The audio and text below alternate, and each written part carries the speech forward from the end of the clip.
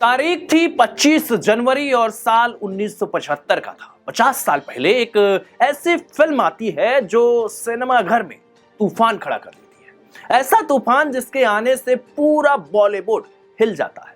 Cinema घर के बाहर लंबी लंबी लाइनें लगती हैं ताकि टिकट खरीदे जा सके। लेकिन 50 साल बाद अब इस फिल्म से जुड़े कुछ ऐसे राज बाहर आए हैं जिन पर आप यकीन नहीं कर पाएंगे। जैसे कि फिल्म की कहानी सिर्फ 18 दिन में तैयार की गई थी। इसके बाद अगले 20 दिन में डायलॉग लिखकर 22वें दिन सब कुछ फाइनल हो गया था। डायलॉग भी ऐसे थे जो आज भी लोगों के जहन में है। ये फिल्म थी दीवार। आज मेरे पास बिल्डिंगें हैं, प्रॉपर्टी है, बैंक बैलेंस है, बंगला है, गाड़ी है। क्या है तुम्हारे पास? मेरे पास माँ है। मैं आज भी फेंके हुए पैसे नहीं उठाता। दीवार फिल्म में एक्शन भी भरपूर था और ड्रामा भी।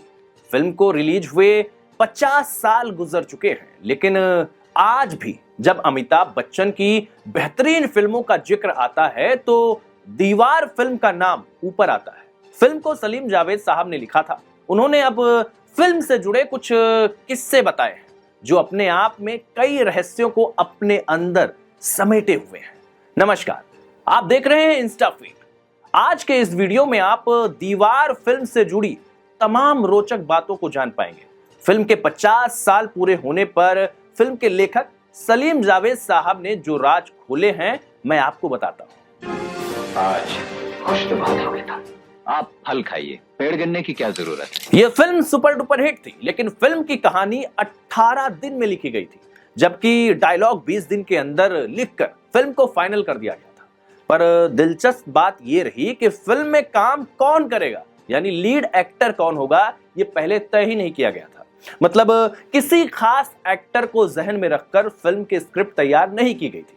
मगर हैरानी की बात यह है कि फिल्म के निर्देशक, प्रोड्यूसर, लेखक सबको यही लग रहा था कि यह फिल्म नहीं चलने वाली। उनको लगा था कि शायद यह दर्शकों को बोर कर देगी, क्योंकि रोमांस नहीं था फिल्म में। मगर जब फिल्म बनकर तैयार हुई, सिनेमा घर में आई, तो दर्शकों के दिलो दिमाग पर यह फिल्म छा गई। मैं आज भी फेंके हुए पैसे नहीं उठाता। तुम्हें याद है वो एक ठोकर जो दूसरों ने हमें मारी है? जिन लोगों ने दीवार फिल्म नहीं देखी है उनके लिए बता दें कि इस फिल्म की कहानी अंडरवर्ल्ड डॉन हाजी मस्तान के ऊपर आधारित बताई जाती है और अमिताभ बच्चन ने इस किरदार को निभाया है।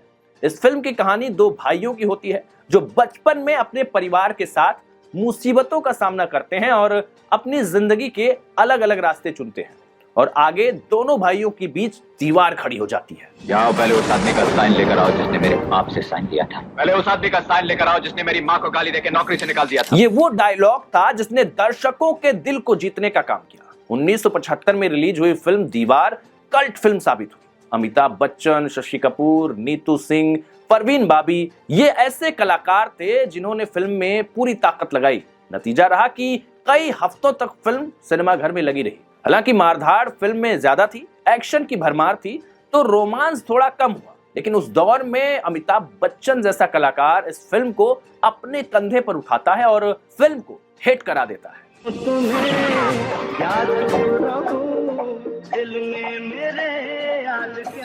हाजी मस्तान के किरदार को अमिताभ बच्चन ने जिया था। जिस तरीके की एक्टिंग देखने को फिल्म में मिली वो अपने आप में एक मिसाल है। उस वक्त अमिताभ बच्चन उभरते हुए सितारे थे, लेकिन उन्होंने बेहतरीन काम करके दिखाया और फिल्म को हिट बनाने में कोई कोर कसर नहीं छोड़ी। सलीम जावेद ने बताया कि पहली बार किसी फिल्म में बच्चे के हाथ पर डायलॉग लिखा गया था। उस समय ये आइडिया इतना काम आया कि फिल्म ही हिट हो गई। जाओ, पहले उस आदमी का साइन लेकर आओ जिसने मेरे हाथ पे ये लिख दिया था। फिल्म की कहानी तो जबरदस्त थी, लेकिन दर्शकों को थोड़ा रोमांस का तड़का कैसे दिया जाए, इसको लेकर काफी चर्चा हुई। जावेद साहब के मुताबिक शुरुआती स्क्रिप्ट में सिर्फ 2 गाने थे, एक फर्स्ट हाफ में और दूसरा सेकंड हाफ में। उन्होंने बताया कि फिल्म में उनकी मर्जी के खिलाफ उसमें एक कव्वाली डलवाई गई। आपने अगर ये फिल्म देखी होगी तो ये फिल्म आपके जहन में एक्शन और डायलॉग के लिए गूंज रही होगी, ना कि किसी खास गाने के लिए। आज मेरे पास बिल्डिंगें हैं, प्रॉपर्टी है, बैंक बैलेंस है, बंगला है, गाड़ी है। क्या है तुम्हारे पास? मेरे पास माँ है। फिल्म से जुड़ी जो जबरदस्त बात सलीम जावेद साहब ने बताई वो ये कि फिल्म को प्रोड्यूस करने वाले गुलशन रॉय ये फिल्म किसी और से कराना चाहते थे, लेकिन सलीम जावेद ने कहा कि ये रोल अमिताभ बच्चन से अच्छा कोई नहीं कर सकता।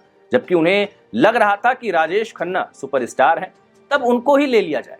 लेकिन हमने उनको समझाया था और तब मैंने उनसे कहा था, ऐसा मत कीजिए, हो सकता है कि पिक्चर की वैल्यू ज्यादा हो जाए मगर पिक्चर की क्वालिटी वो नहीं हो पाएगी। राजेश खन्ना रोमांटिक एक्टर हैं, वे गाना गाते हैं, रोमांस करते हैं, जबकि ये दूसरी तरह का रोल है, इसे अमिताभ बच्चन से बेहतर कोई नहीं कर पाएगा। एक बात और, ये फिल्म असल में हाजी मस्तान का ख्याल दिमाग में रखकर नहीं लिखी गई थी। तुम लोग मुझे ढूंढ रहे हो और मैं तुम्हारा यहाँ इंतजार कर रहा हूँ। फिल्म में अमिताभ बच्चन के छोटे भाई का रोल शशि कपूर ने किया है, लेकिन उनको साइन करने में भी एक दिक्कत आई थी।